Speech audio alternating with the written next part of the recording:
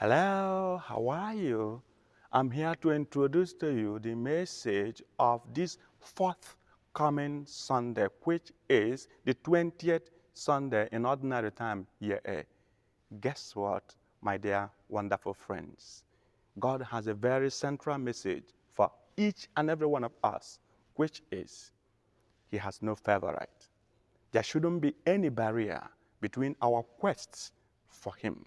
And that's why in the first reading, the prophet Isaiah made it very clear that the house of God is house of prayer for everyone, no specifics.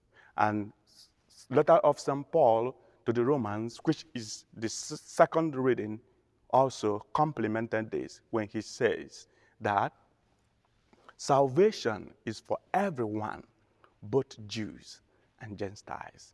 And this is very much practicalized in the gospel when Jesus, through the story of a Canaanite woman who wanted him to come to the aid of her daughter who is being possessed by a demon, Jesus ignored her at the first.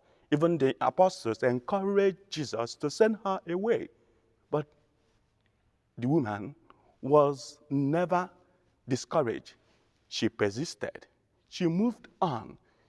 And guess what? Her persistence paid off.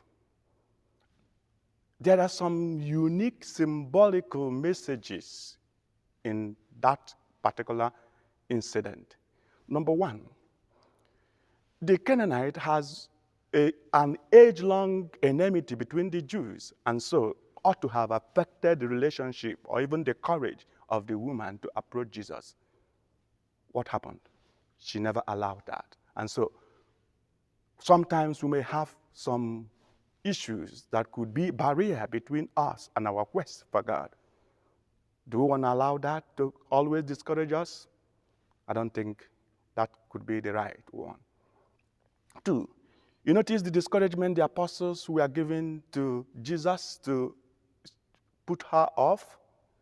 That means that when we are facing challenges, our friends or our neighbors or people we meet in life are along that challenges may not be much help to us. Do we allow that to discourage us? I'm not very sure if that could be the most thing to do or the best thing to do. You see, there is another very symbolic and unique and spectacular message the woman wanted to pass to each and every one of us. And what's that?